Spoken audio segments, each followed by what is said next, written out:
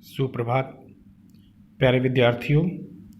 आज का विषय शुरू करने से पहले इस तस्वीर को ध्यान से देखो, जिसमें माँ अपने बच्चे से कह रही है कि तुम शाम को जल्दी आना, और बच्चा कहता है कि माँ मैं जा रहा हूँ। यहाँ पर बच्चे ने अपने लिए मैं शब्द का प्रयोग किया, परंतु माँ ने बच्चे के नाम के स्थान पर तुम शब्द का प्रयोग किया। नाम के स्थान पर प्रयोग किए गए ये शब्द सर्वनाम कहलाते हैं। बिल्कुल, आज का जो विषय है वो है सर्वनाम। आज हम पढ़ेंगे सर्वनाम क्या है, इसके कितने भेद हैं और सर्वनाम का प्रयोग क्यों किया जाता है। तो चलिए सबसे पहले परिभाषा देखते हैं। सर्वनाम संज्ञा के स्थान पर प्रयोग किए जाने वाले शब्द सर्वनाम कहलाते हैं। एक बार फिर से पढ़ रहा हूं मैं। संज्ञा के स्थान पर प्रयोग किए जाने वाले शब्द सर्वनाम कहलाते हैं। भाषा में रोचकता और स्पष्टता लाने के लिए संज्ञा के स्थान पर सर्वनाम का प्रयोग किया जाता है। एक उदाहरण के द्वारा देख लेते हैं।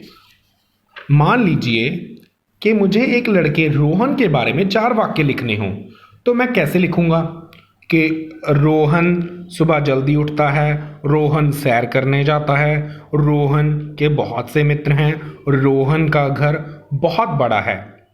या फिर ऐसे कि रोहन सुबह जल्दी उठता है, वह सैर करने जाता है और रोहन के बहुत से मित्र हैं, उसका घर बहुत बड़ा है।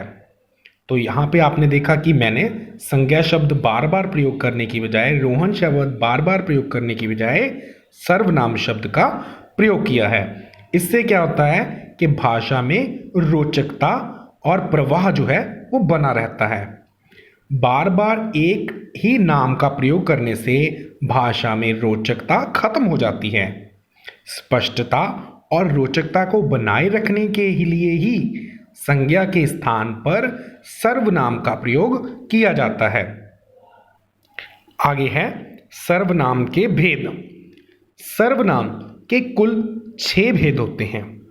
सबसे पहले है पुरुषवाचक सर्वनाम, दूसरा निश्चयवाचक सर्वनाम, तीसरा अनिश्चयवाचक सर्वनाम, चौथा संबंधवाचक सर्वनाम, पांचवा प्रश्नवाचक सर्वनाम और अंतिम और छठा है निजवाचक सर्वनाम। चलिए एक एक करके इनके बारे में विस्तार पूर्वक पढ़ते हैं। सबसे पहले है पुरुषवाचक सर्वनाम। जिन सर्वनाम का प्रयोग बोलने वाला अपने लिए, सुनने वाले के लिए तथा अन्य व्यक्तियों के लिए करता है, बोलने वाला अपने लिए, सुनने वाले के लिए या फिर अन्य व्यक्ति के लिए जिन सर्वनाम शब्दों का प्रयोग किया जाता है उन्हें पुरुषवाचक सर्वनाम कहते हैं। जैसे कि मैं, हम, तुम, आप, वह आदि। इसी तरह पुरुषवाचक सर्वनाम जो है उसके आगे 3 भेद होते हैं।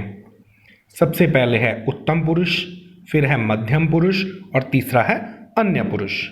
उत्तम पुरुष।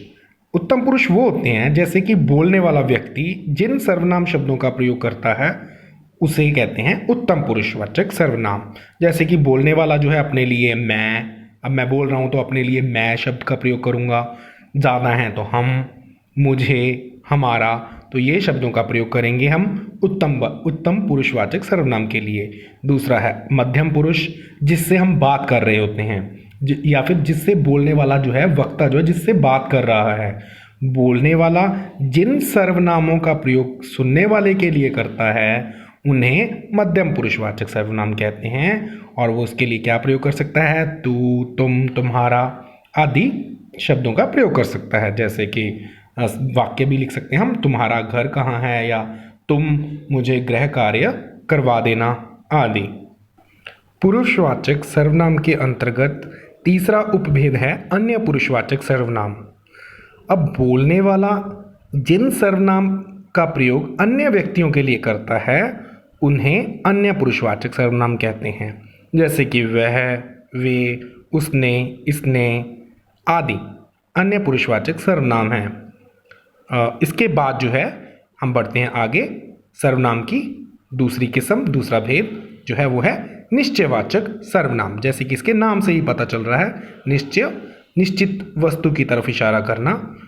तो परिभाषा देखते हैं।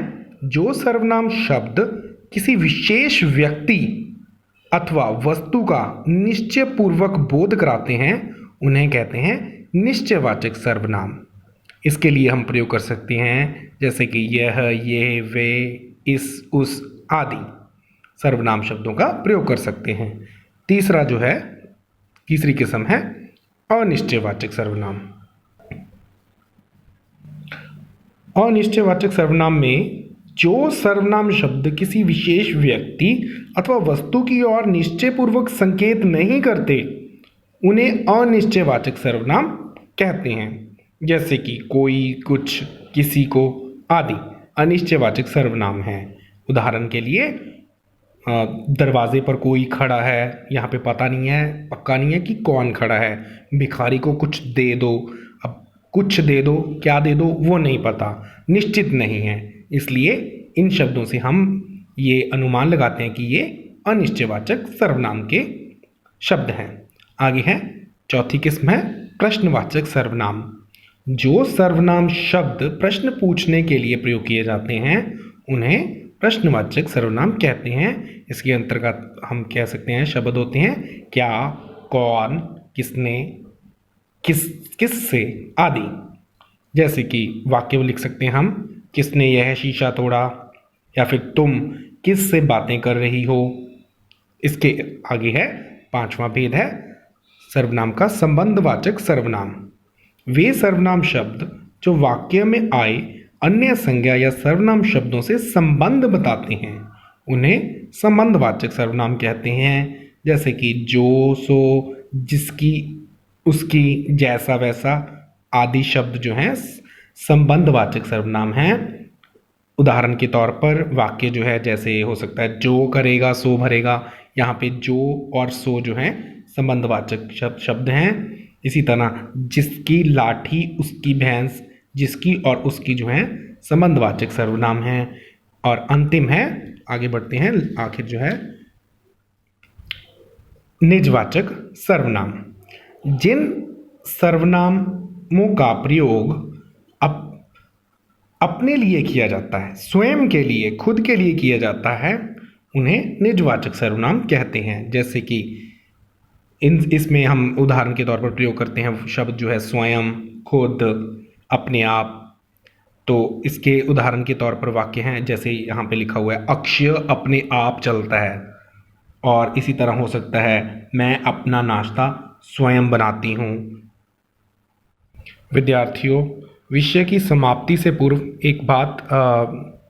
एक मुख्य बिंदु जो है मैं आपके साथ साझा करना चाहता हूँ कि जो वह शब्द है वह सर्वनाम, अन्य पुरुषवाचक व निश्चयवाचक दोनों सर्वनामों में प्रयोग किया जाता है। मैं फिर से बोल रहा हूँ, वह जो है सर्वनाम अन्य पुरुषवाचक में भी और निश्चयवाचक दोनों सर्वनामों में प्रयोग किया जाता है।